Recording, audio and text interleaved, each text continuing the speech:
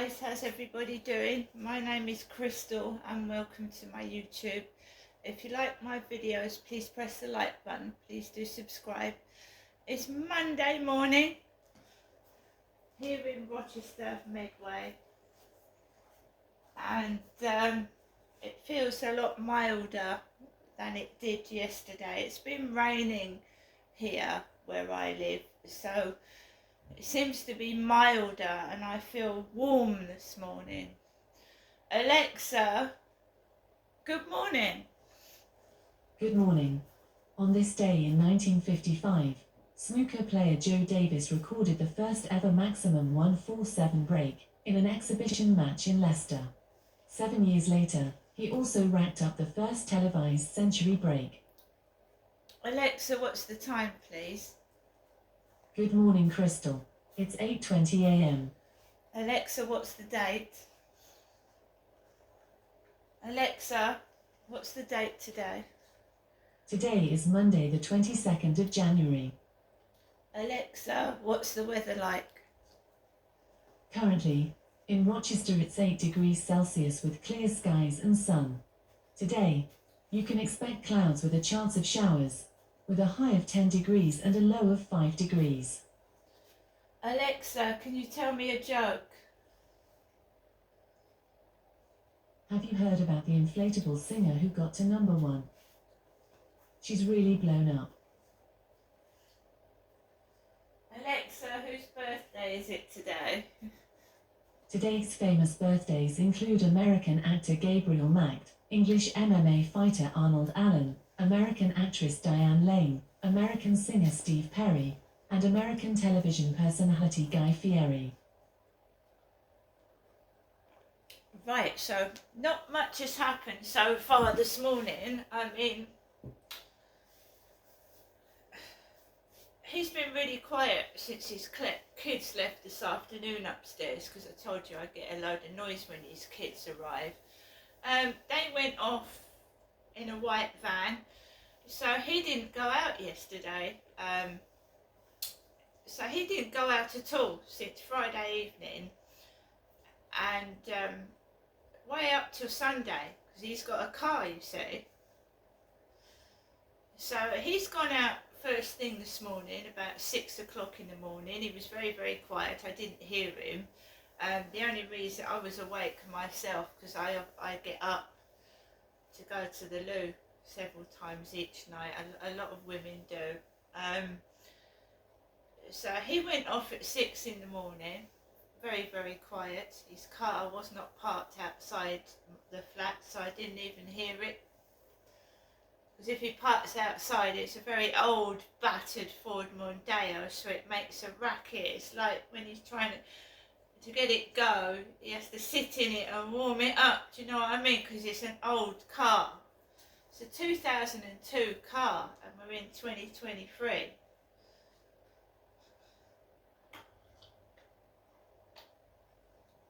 So his kids, they're a handful. I don't know how he manages them myself. They are a handful. On one occasion in the street, I saw one of the kids hit him.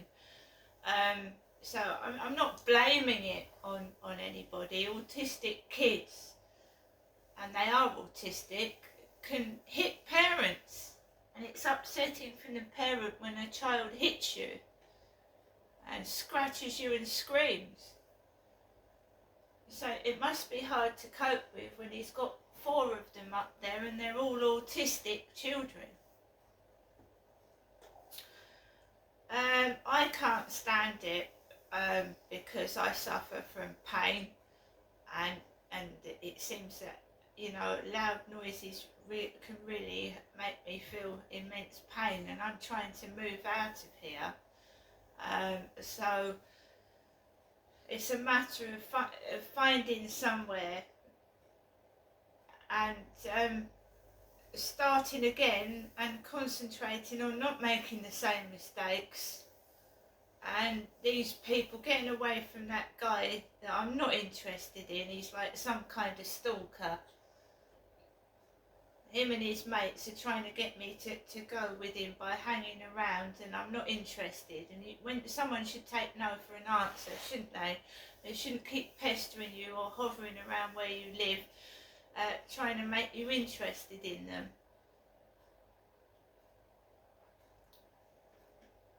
So no, I will not cave in or give in. It's my choice who I want as a partner. It's not other people's. So I'm afraid that I've got to move out of here because this guy won't go away. And I've got noise upstairs that is hard to deal with. When you live by yourself, you've got nothing to take your mind off of it. And I just laughed at it yesterday. What was it? It was Sunday, wasn't it? They start to get restless, you see, and bored. So they start fighting with each other, screaming and stamping on the ceiling, and it sounds horrible. So, I'm here in Rochester. I don't have a car. I don't drive. I'm not really going anywhere. I'm actually waiting for my doctor's surgery to ring me back about my leg. My foot. That's all I'm doing today. There was a large bang this morning at 7 o'clock. I was already awake anyway. Someone going into the bin store, because it's right underneath my bedroom. The bin. Banging inside the bins and banging the door. It's like somebody wants me to, I'm a normal human being. I get angry over normal things. I get upset over normal things. I don't get into rages. This foot pain, it hurts. It really does, and it's horrible. Any form of nerve pain is really not, it's a horrible pain. When it's in the extremities, like the fingers, the feet, or in your mouth, it can be unbearable, and people have to go to some sort of therapy to control that pain if there's no cure for it, so they don't get depressed and feel at the depths of despair because the pain is so intense and horrible. And why somebody would want to actually make somebody's pain worse, I haven't got a clue, because it doesn't make someone angry. Don't scratch the sofa, Harry. It doesn't make someone angry, it makes them feel upset. So, first thing in the morning, I did, when I took this place, I was told that there's going to be kids and kids noise. But I was also told that the flat was soundproof, and it isn't. It's not. It's not soundproof.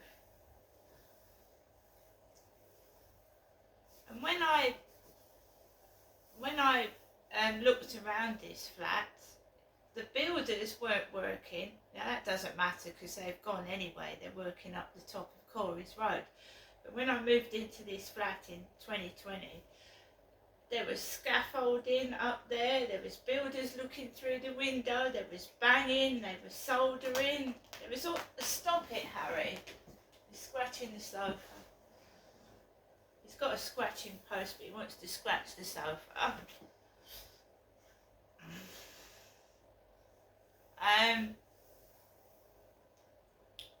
Yeah, so when I moved in, I didn't hear any noise, because the neighbours actually hadn't moved in. The only neighbour that had moved in was next door. And when I first came to view this property, they had a dog, and it was on the balcony. There was a little black dog on the balcony when I came to view this flat, and then that disappeared because I was told that they both went to work and they couldn't look after it. And now they've got a dash hound, so one of them must be off work or something, because I was told they didn't keep a dog because they were both working. Now they've got a dash hound in there.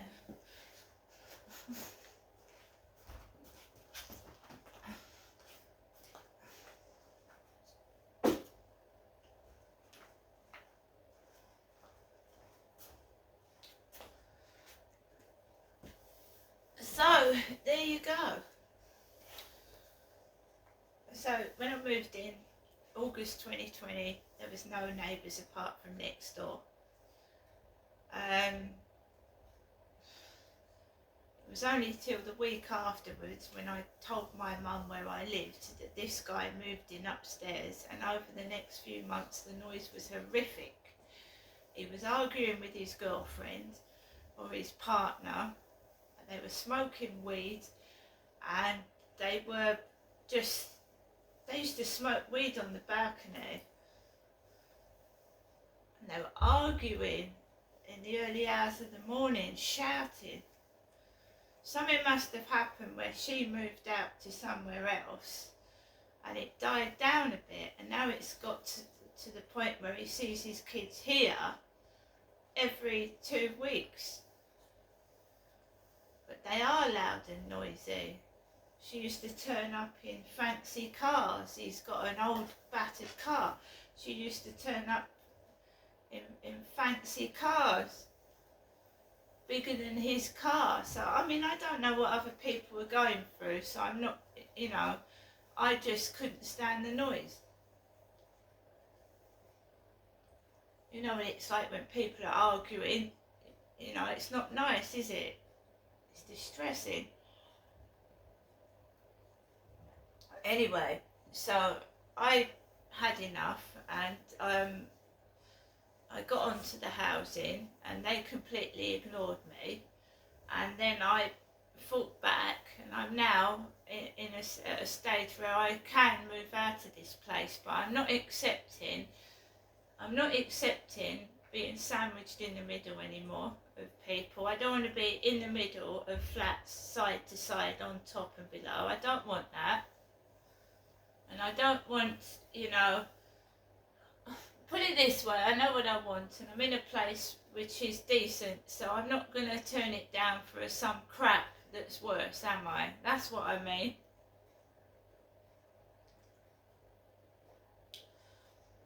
I've never gone upstairs to complain, and I won't.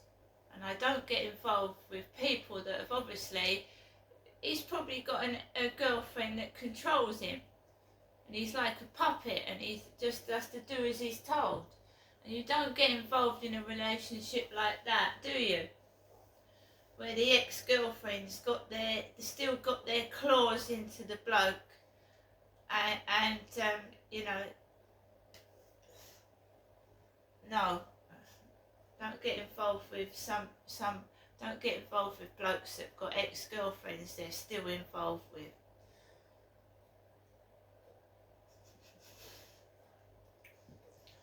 So my whole effort this year has been put into moving out of this place. It's too noisy. It was a nice rural little area, and now it's become a concrete jungle. And it's noisy. And it's like everywhere else, people smoke drugs. There's not a day goes by when I walk into a waft of drugs, and it's everywhere. It's not just here, it's everywhere you go. And that's what environments kids are growing up in. That's why they are like they are. In my day, children respected their parents, respected teachers, but now it's totally different, isn't it? It's also the era where kids are carrying mobile phones at the age of 7 or 8. So a kid is on the phone all day long. 7-year-old, 8-year-old kids walking around with phones, bullying, and kids bullying on phones. I went into a live stream last night just observing it. And the trolls in there, unbelievable, trolls. And the guys were going, have you put the age restriction on? This is TikTok. Have you put age restriction on, they were going. And they went, yeah, because it sounded like there was a load of kids in this live stream. swearing and being rude, and you've got to be careful who you invite into your live streams, right? Because it can affect other people's health, can't it? It can affect their mental health if you get a group of bullies in a live stream. It's just scary. They told a woman to fuck off. It's terrible. The only version of live streams back in the day, they called it webcam, didn't they? You used to put a webcam on your laptop, and you'd go into MSN. MSN it was then, with the little people symbols that turn round and round and round. I used to go into internet cafes. I think they still do them now. Way back in 2006 and 7, internet cafes. Because I went into MSN, I signed up for MSN. And people just like ask you to, they contact you on MSN Messenger. You make friends with people, and then they invite you onto webcam. That's what they used to do. And then you click on the webcam and you could see who you were talking to. 9 times out of 10 it was people from Scotland. I never know why, because it is now as well. There's a load of Scottish people in these live streams, people from Scotland. And when I went into MSN about 2002 and 2003, there was this bloke with really bright orange hair, and he was from Scotland, and they were blokes holding cans of beer. And I felt, oh, wow, I'm a 34-year-old woman and there's 20-year-old blokes in here.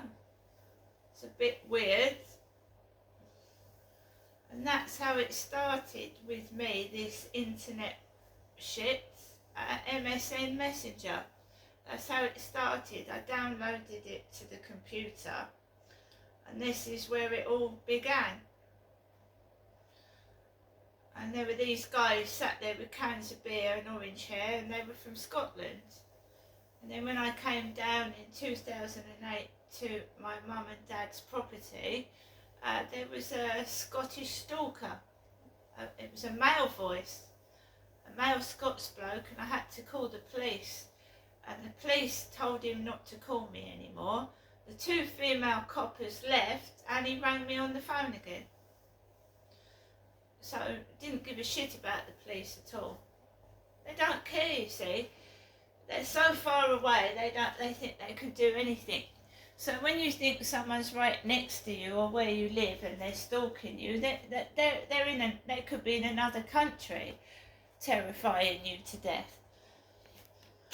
But you still keep looking over your shoulder because you don't know who it is doing it.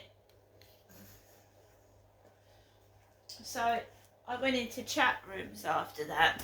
Chat rooms on the internet. And you don't know who you're speaking to. They prey on lonely, vulnerable people, you see. 9 times out of 10 they're after money or destroying your life, and you've just got to be so careful, because the names they were using back in the day was David Hasselhoff, Kit Car, which was his car in Knight Rider, and they would use all these names, right? And there was, way back then they were all weird, cross-dressers in there, and saying they were bisexual. So, when they do prey on the lonely, I said I'm married. I said to them from the start, I said I'm married, I'm just looking for friends. And they would say, fuck your husband, you've got me. So that's how it was back then.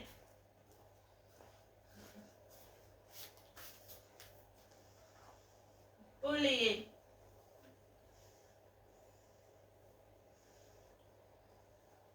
Because there are, aren't there, they're married women that are sat at home all day with kids. There's a lot of, I was way back then. My husband at one point had 2 jobs. I never saw him all week. He'd come home, he'd be tired, he'd go to bed, he'd get up first thing in the morning. He had 2 jobs, and I never saw him. Right? And when the kids are at school, or the kids have gone to bed early, you can get really lonely. So you go into the internet looking for friends, and you get abused in there. You tell men, I don't want a relationship with you, I'm just talking, and it all turns sexual, doesn't it? And some men find it exciting if you are married. And some women do too. And they try and steal your husband. My relationship was falling apart anyway. But going into the internet certainly didn't help me. It made it worse. There's some nasty people out there that will take everything you've got. Everything. They will tell you that you're ugly, you're horrible. Someone tried to tell me that my life wasn't worth living, and I've always loved life. I love it now. I'm in an increasing amount of pain in my foot, but I still love life. I still get up in the morning, right? I love it. So I got somebody that was trying to tell me that my life was not worth living, that they were better than me, that I was really calling me a pussy because I hadn't committed a crime. I was asked, what crimes have you committed? I went, I haven't committed any. He went, well, you're boring. So they try and get you to do bad stuff, and you get involved in shit. I don't know what was going on in the internet in 2002, 3, 4, 5. Some kind of gang of nasty people that almost drove me to the edge. Almost. Don't go into chat rooms. I can actually go online and not get involved in sexual activity, because it was always like, oh, take your clothes off, let's see your breasts, let's, come on. But they wouldn't put the camera on their end. They wanted me to take my clothes off, but they wouldn't show me themselves at their end of the camera. Or they might show themselves once, and the next time there would be no one at the end of the camera. They con you, you see. They could be filming it at the other end. Me, I won't be blackmailed. As I said to my dad when I came down in 2008, I said, let them say to you, Dad, whatever they like, because any photos are on Facebook, Instagram anyway. I said, because he told me, my father did in the car, that he was being blackmailed by young men for money. Because they had threatened him to show pictures of myself. And I said, let him do it. I said, let him do it. There's no photos I'm ashamed of, and there isn't. And on one occasion, my dad was at work, and someone had sent him one of my balloon videos. Well, that's what he told me, and said it was his wife, and I was his daughter. They were trying to make out that I was his wife, and sending balloon pictures of me, his daughter, to my dad, saying, I'm going to do this to your wife. And the balloon videos were of me, his daughter. So they were sending videos of me to my father, which I found horrible.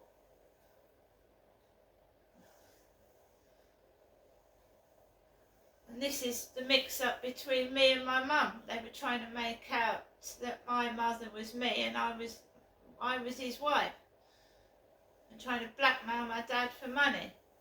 And it didn't work, because I told my dad to let them do what they got to do, because I'll deal with them. I said, let them do what they got to do. I said, I'll deal with them. I said, certainly, £400 for a couple of photographs of me in tights? I mean, really? See you later.